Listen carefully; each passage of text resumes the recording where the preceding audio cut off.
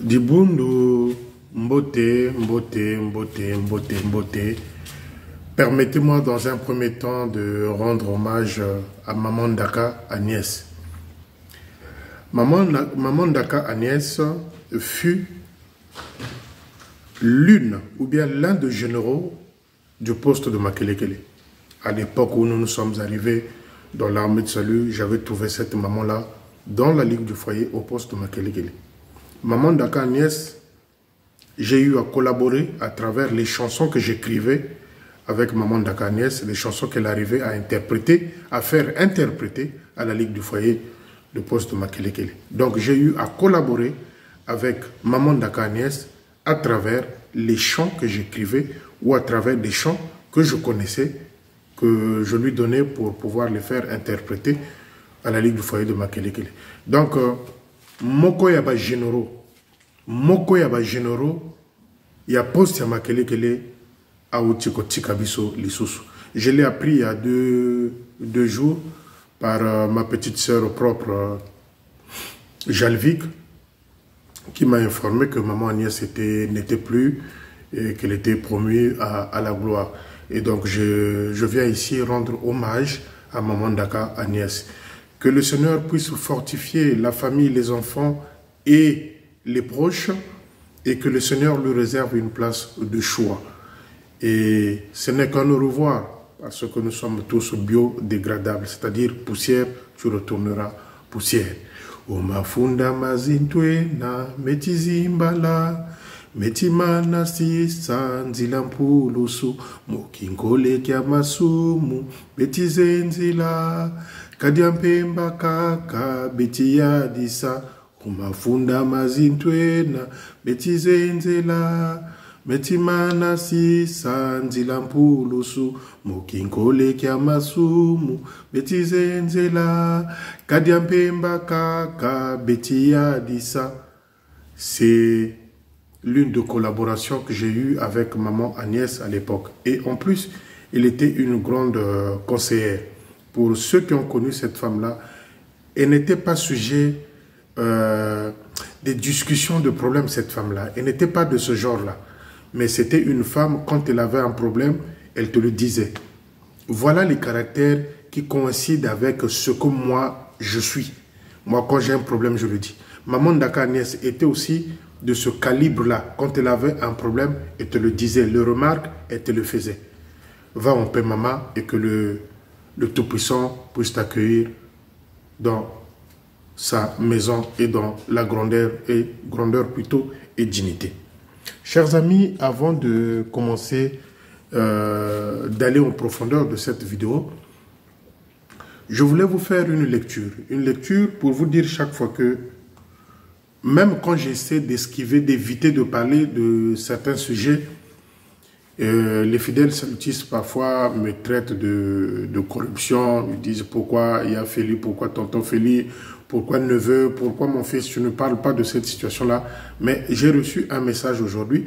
J'ai reçu des informations dans ce sens-là. Mais moi, j'en voulais plus parler de cet officiel-là. Mais je vais vous faire la lecture pour mieux comprendre. Et ce message-là, j'aimerais bien que nos leaders, que ce soit Ayagababo, que ce soit Cléna, entendent ce que les jeunes m'ont écrit.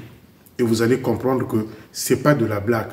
C'est des décisions, parfois, les gens ne veulent plus revenir dans ce genre de décisions parce que trop, c'est trop. Je vais vous faire la lecture, chers amis, pour que vous-même puissiez vous rendre compte de quoi il s'agit. Ne quittez pas, s'il vous plaît, le temps d'aller fouiller le message. Bien. Bonsoir, grand frère. Bonsoir, grand frère. Information. Nous, les membres du groupe d'adorateurs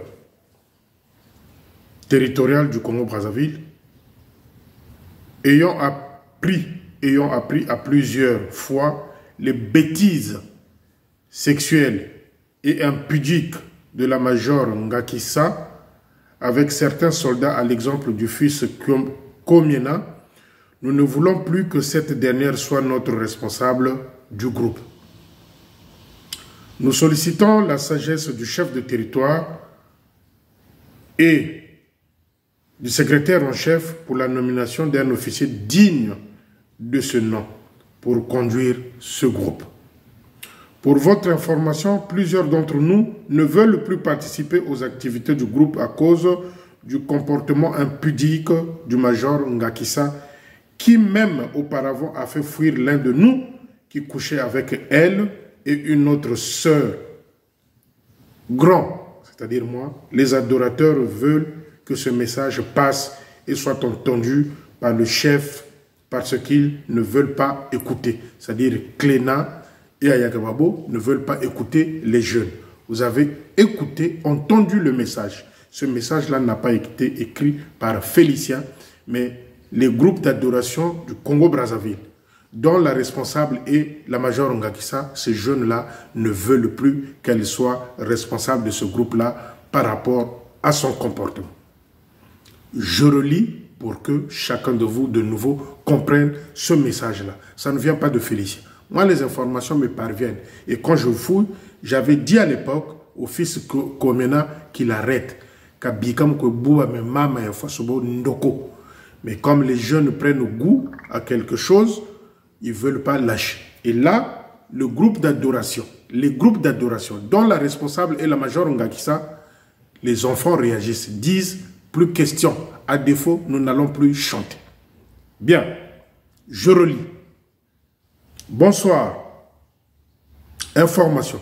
Nous, les membres du groupe d'adorateurs territorial du Congo-Brazzaville, ayant appris à plusieurs fois les bêtises sexuelles impudiques de la major Ngakissa avec certains soldats, à l'exemple du fils Komena, nous ne voulons plus que cette dernière soit notre responsable du groupe.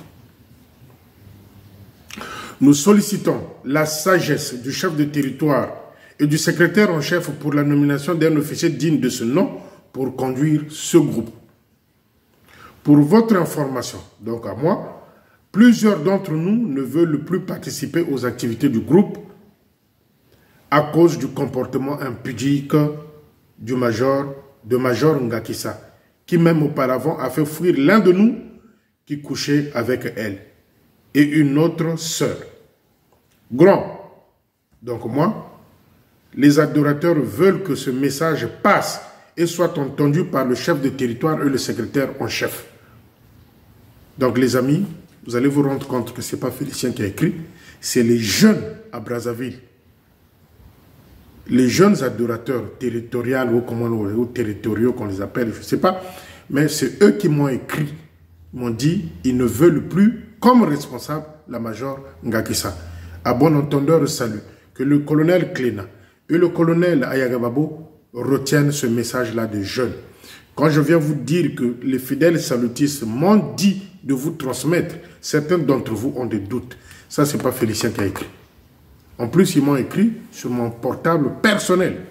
J'ai deux portables et ça, j'ai dit, je veux passer le message parce que ça devient sérieux. Ça, c'est la première partie. Je voulais m'adresser ici au capitaine Pena. Capitaine Pena, je crois, c'est lui qui est à Moussoso là-bas. Capitaine Pena, l'armée du salut, c'est une association. C'est une association. La définition, vous la connaissez tous.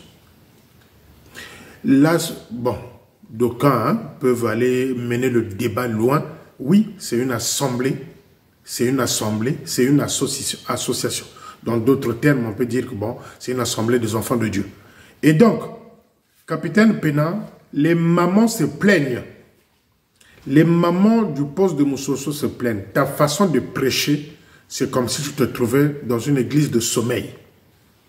Ça, ils n'en veulent pas. Capitaine Pena, à l'époque, tu as eu à faire ces gestes-là. À Nzoko, tu prêchais. Tu interpellais les gens de venir déposer. Celui qui sent que le Saint-Esprit l'a touché, qui vient de mettre un billet ici de 1000 francs. Celui qui pense que le Seigneur va faire des miracles pour lui, tu mettais des corbeilles à Nzoko. Capitaine Pena de Moussoso. Je ne reviendrai plus sur ça. Change ta façon de prêcher. Reviens dans la ligne directive de l'armée du salut. Vous avez pris des sales habitudes. Vous, la majorité des officiers salutistes, vous avez pris la majorité des sales habitudes. avec les mots que vous avez eu à nous importer dans l'armée de salut. Convention, quoi. Oui, convention, c'est un mot qui existe dans la Bible, dans le dictionnaire, oui. Mais les mots convention, marathon, viennent directement des églises de sommeil. Et ça a été adopté par les salutistes. Et même votre convention ou marathon du mois d'août, là, du pratiquant qui va quitter des États-Unis, là, c'est écrit marathon ou convention. Ça, c'est le mot que nous avons emprunté aux églises de sommeil, que j'appelle moi des églises de sommeil, que vous appelez les églises de réveil. C'est des églises de sommeil. Donc, capitaine Pétain, j'ai failli dire même capitaine Pétain. Capitaine Pétain, change ta façon de prêcher, reviens à la ligne directive de l'armée du salut. Je te rappelle qu'en Nzoko, tu prenais des paniers sous forme de bêtises que tu créais, toi, onction. C'est lui qui a eu l'onction, qui dépose un billet là. C'est lui qui sent que le Seigneur va l'aider, qui vient le poser. Tu mettais les corbeilles quand tu prêchais. L'armée du salut, c'est pas ça. Capitaine Pétain, Zonga Namolongo. Il y a une façon de prêcher dans l'armée du salut. Nous ne sommes pas les églises de sommeil. Nous ne sommes pas, et l'armée du salut, c'est une institution qui doit se faire respecter, même par les officiers. Donc, capitaine Pétain, j'ai eu écho de cette histoire-là. J'ai envoyé des gens à Moussoso qui m'ont dit oui, c'est vrai cette histoire-là. Donc, capitaine Pétain, plutôt, arrête cette histoire-là et revient dans l'armée du salut. Revient dans l'armée du salut. Et puis, je me dire au capitaine Pétain, les toilettes dans la maison de l'officier, ce n'est pas une préoccupation. Capitaine Pétain, les toilettes dans la maison de l'officier, ce n'est pas une préoccupation.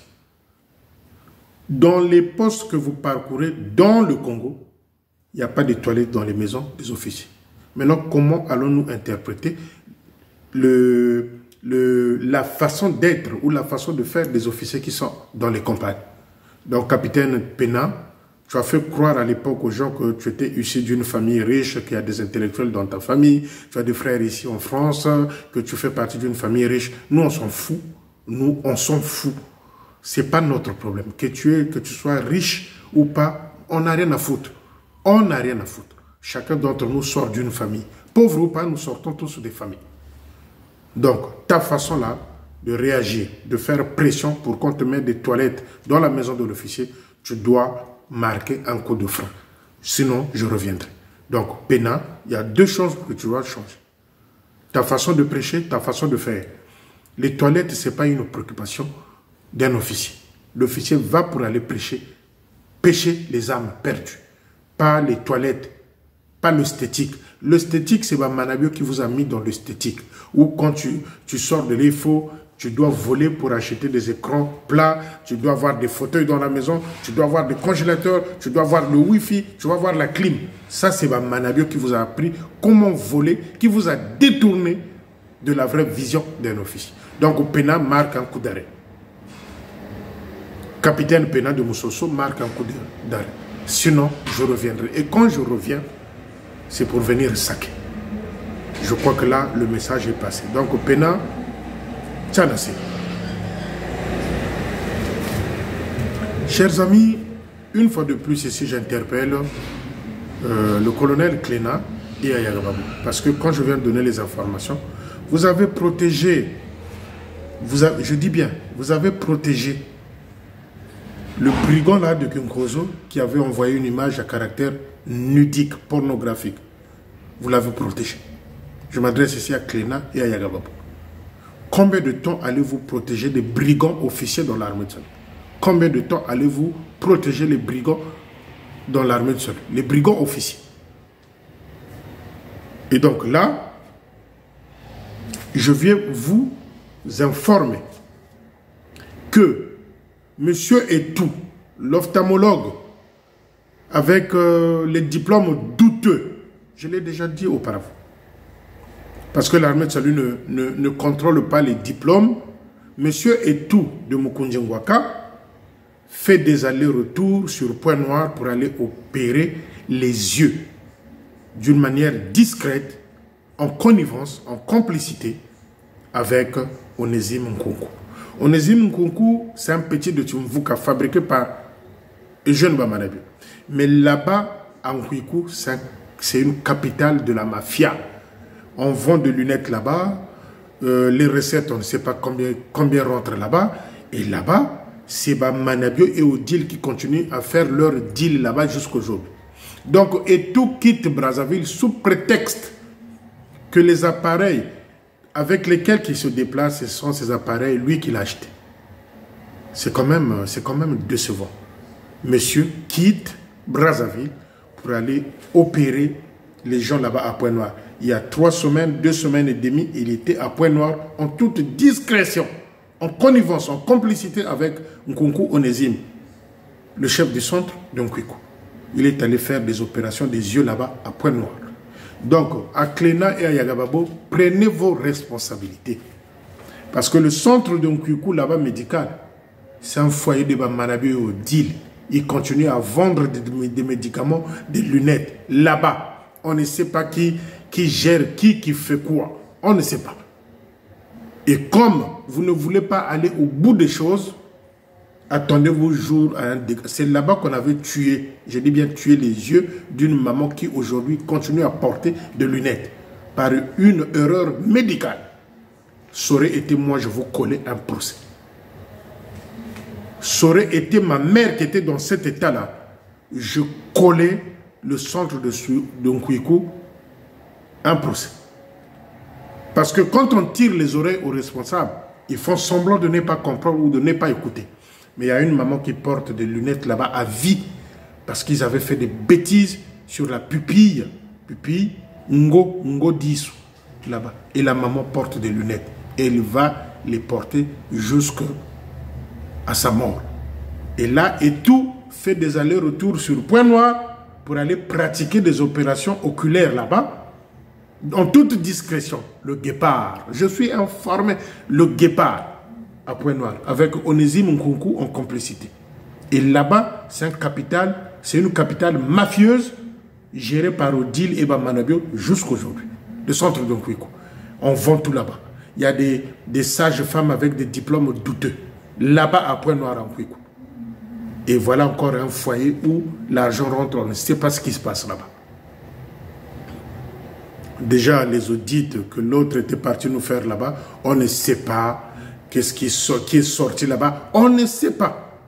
Concernant l'école de Ngoyo, je crois, Ngoyo Mbota, quelque chose comme ça, et le centre de Nkwikou. Mbongo et Kenda, l'argent va où? On ne sait pas. La magouille jusqu'aujourd'hui.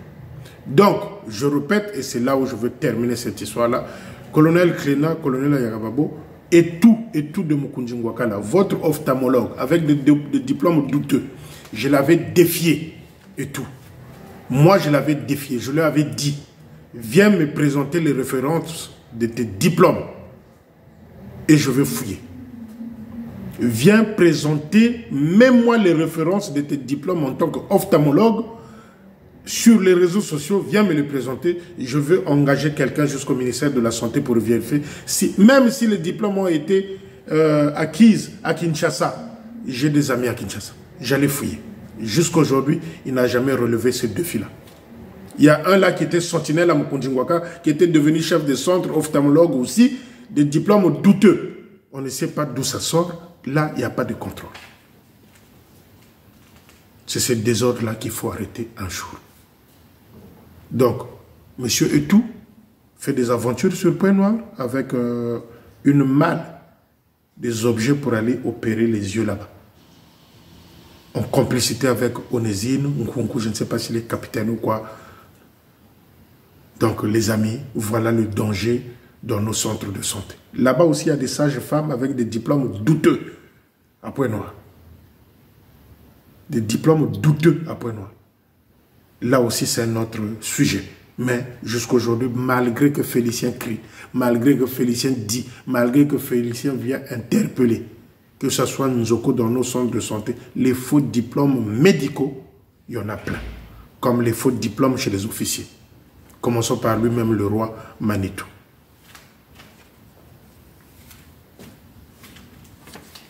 Je voulais ici atterrir à Siafomo.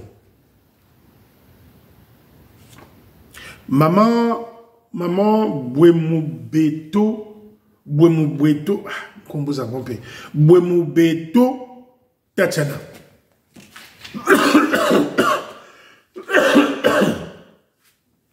Maman Bouemoubeto Tatiana. Tout le cinéma que tu as eu à faire le jour de Matondo, je suis informé. Maman Tatiana Bouemoubeto, tout le cinéma que tu as eu à faire du poste de Siafoum, le jour de Matondo, je suis informé. Mais je voulais dire ceci. Ce que nous sommes en train de décrire dans l'armée de salut, c'est tout ça. Où les gens ont le monopole de certaines choses, croyant que l'officier n'a aucun mot à dire. C'est ça qui tue nos postes. Les gens qui ont pris confiance sur eux. Les gens qui pensent que parce qu'à l'époque, ils collaboraient avec Mamanabio et que jusqu'à aujourd'hui, ce temps-là continue. Et cette femme-là de Siafoumou, Maman Tatiana, à l'époque, il a collaboré avec Mamanabio. Le fait d'avoir des petits moyens ne fait pas de vous quelqu'un qui doit tenir tout le staff du poste entre ses mains. Et là-bas, dans l'histoire du staff de Siafoumou, la majorité, c'est des vieux. Sergent-major, secrétaire, c'est des vieux. À un certain moment, Major Mavungu, je sais que tu vas aller à la retraite, je crois que c'est au mois de novembre. À un certain moment, il faut savoir prendre des décisions et changer les choses. C'est ce que je dis chaque fois. Pourquoi les vieux, sergent-major, secrétaire, quand ils sont vieux, ils ne peuvent pas demander leur retraite qu'on laisse la place aux jeunes. À Siafoumou, c'est une capitale des vieux, un staff des vieux, où cette maman-là a pris le dessus parce qu'elle a des petits moyens. Je dis bien, elle a des petits moyens, elle veut jouer sur les esprits des gens. Alors moi, je viens de dire ce soir à cette femme-là, Maman Tatiana, je pense qu'il est temps de marquer un coup d'arrêt. Le respect est réciproque. Concernant les projets du poste, quand les gens ont décidé, quand les gens pensent qu'on peut faire ceci pour faire évoluer le poste ou acheter un sac de ciment ou un seau de peinture, je pense qu'il faut aller dans ce sens-là. Puisque tu as de moyens, toi, Madame Bouemoubeto Tatiana, mais pourquoi tu n'achètes pas même 10 seaux de peinture ou encore 2 tonnes de ciment pour améliorer, je dis bien pour améliorer l'aspect de ce poste.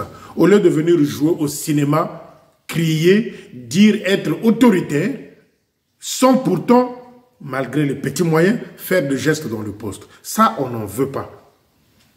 Ça, on n'en veut pas. Et donc, ce genre de comportement, nous le voyons partout. Il y a un là à Mantimou, il y a un Mantimou, parce qu'on lui a dit que le monsieur qui est en train de jouer la grosse caisse là, ça ne va pas changer. L'officier demande à ce que quelqu'un se change.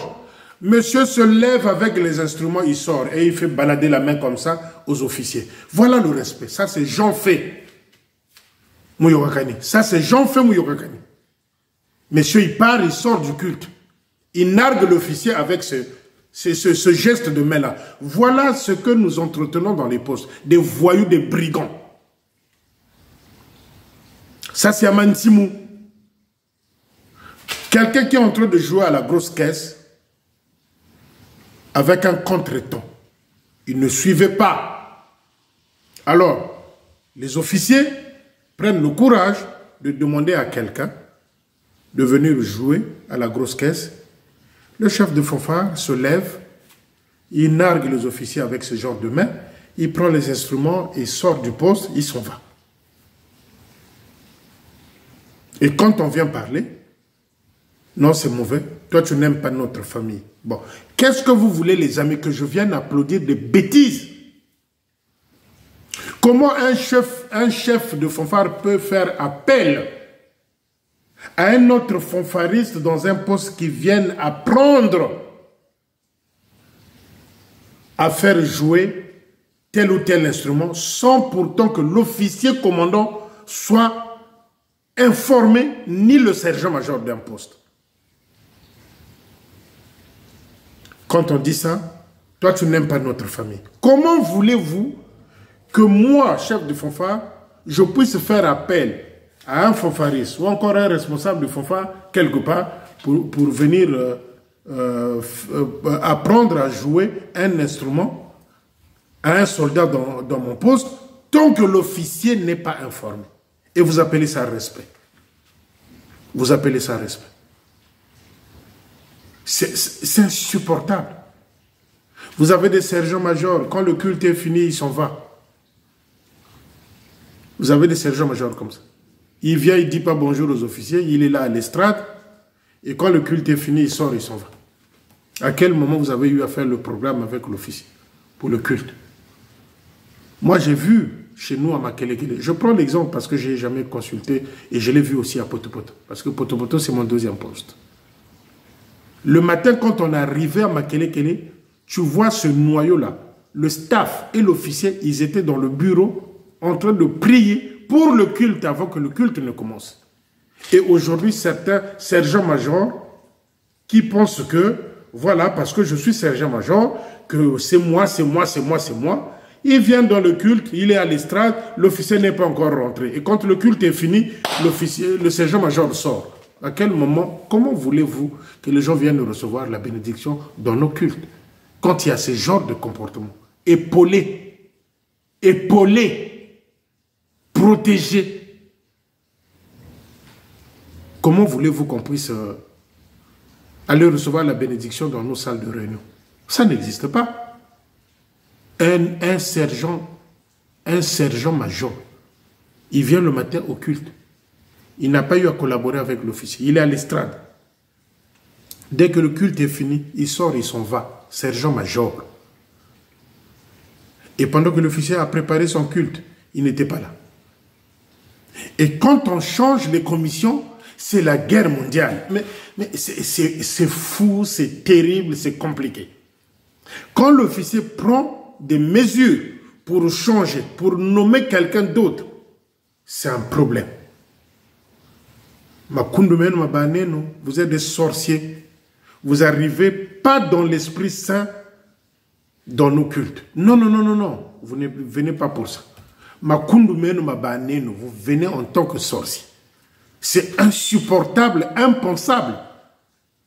Des officiers locaux. Voilà pourquoi je vous dis, moi je suis quelqu'un, même pour aller au banc de grâce là, je réfléchis plusieurs fois. Parce que le banc de grâce, ça peut se trouver chez toi. Le banc de grâce, ça peut se trouver là où tu es assis dans l'église. Il n'est pas dit seulement qu'il faut que tu ailles à l'estrade là-bas se mettre à genoux. Parce que ceux qui viennent là par vous porter conseil dans les prières, eux-mêmes, ils ne sont pas exemplaires. Vous voyez les sergents-majors qui viennent. Quand quelqu'un est accroupi là à genoux, il est en train de prier pour ses problèmes. Vous voyez même un sergent-major qui quitte pour venir consoler, l'aider dans la prière. Alors que lui-même, il n'est pas exemplaire. Voilà les genres de comportements que nous croisons dans nos postes. Timontou. Il suffit lorsqu'on a des petits moyens. Lorsqu'on a des petits moyens dans un poste.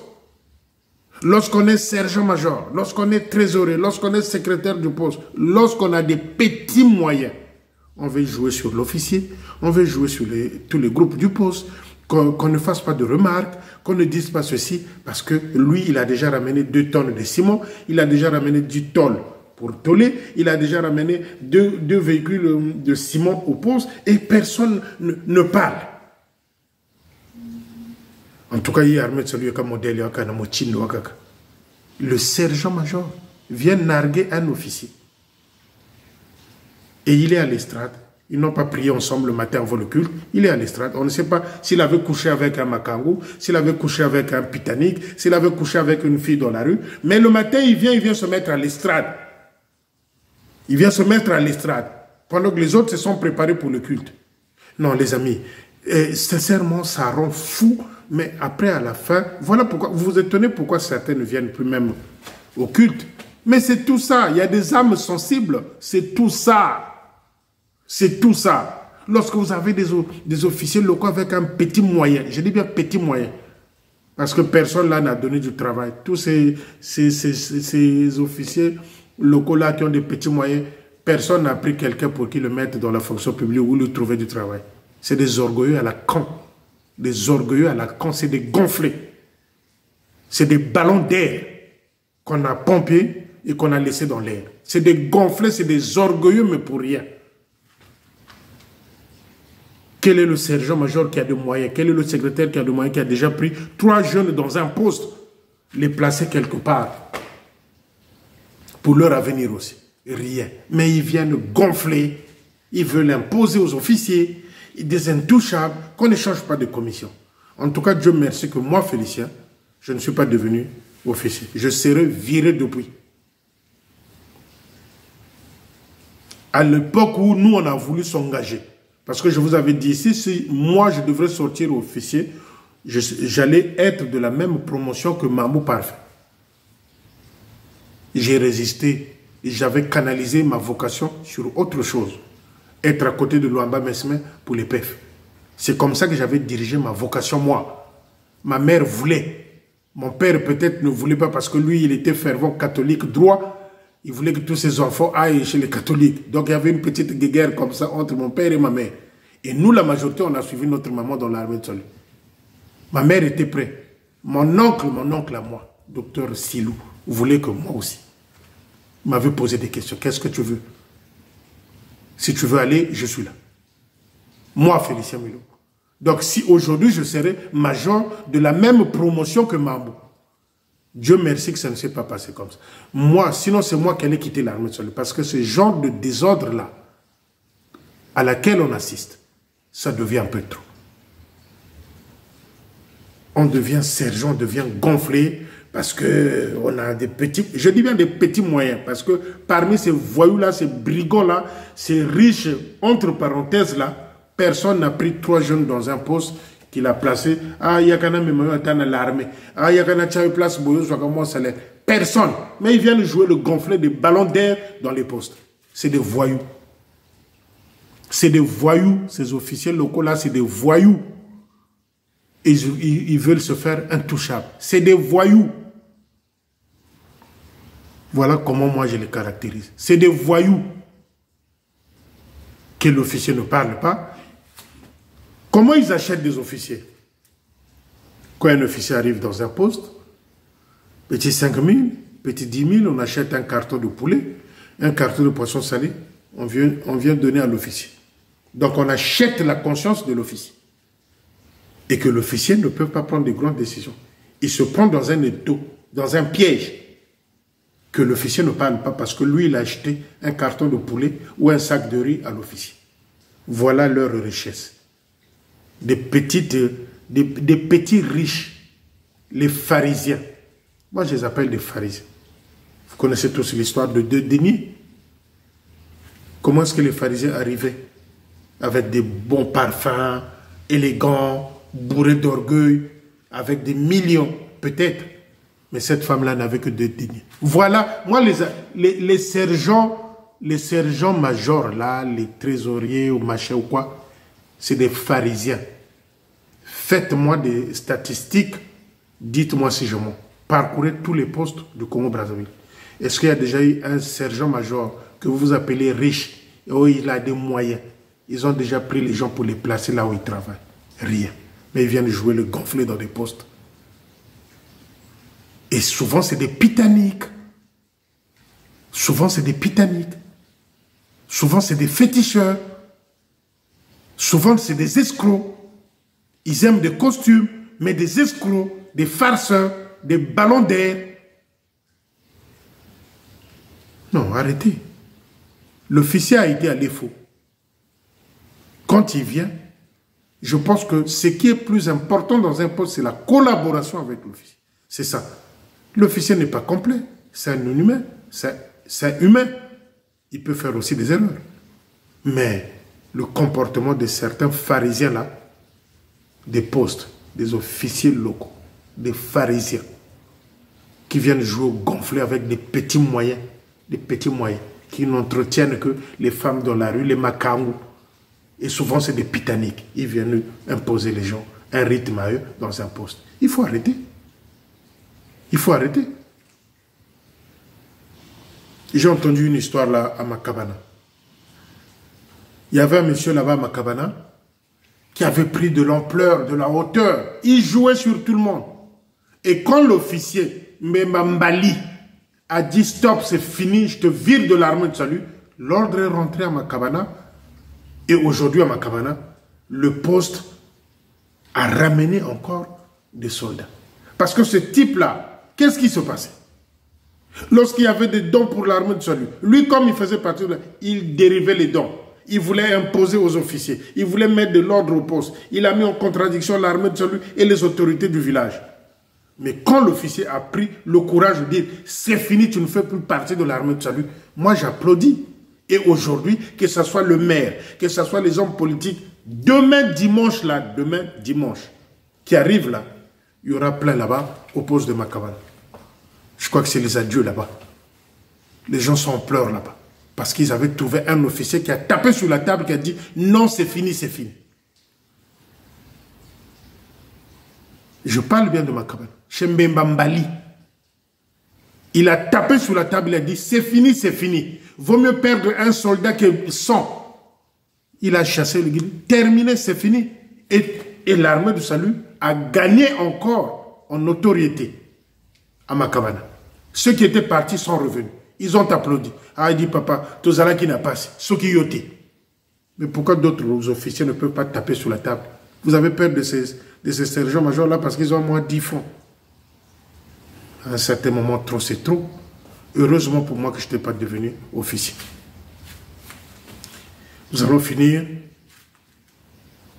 sur cette bonne nouvelle. Dimanche prochain, à Mongali, je crois, il y aura le port de galon pour des capitaines, ceux-là qui ont réussi à faire des devoirs. Il y aura là-bas le port de galon des capitaines. Je crois qu'il y a 15 ou 16 qui vont rester lieutenants. La session de Sita, de Mukoko, de Budzumu, je crois, de Sambankoka. Il y a 15 mafouf, des paresseux, des zoba, ils vont rester lieutenants. Pendant que les autres vont porter des galons dimanche. C'est ce que j'avais dit concernant la session poubelle. Notamment la petite sœur de Odile Bamanayo. Celle-là, Dieu seul sait si elle va aller au bout. Tel que c'est parti là, Dieu seul sait. Mon touti makan. Officier poubelle. Et donc, dimanche, ma prière, mon souhait, que le Seigneur puisse bénir ce groupe-là qui va passer capitaine. Qu'il leur donne les outils, les moyens d'aller de l'avant, de faire bien, de faire mieux. Le chemin est long. De capitaine au major, je crois il faut 15 ans ou 10 ans. De major, machin, ça aussi c'est une autre paire de manches. Donc, il y a 15 qui sont restés lieutenants. Paresse, Mafouf, Diako Kwing, Muntu, comment ça la Timako. Donc, ceux-là, ils vont rester lieutenants. Bon, maintenant, imaginez la session poubelle. Félicitations à ce groupe-là qui va passer capitaine.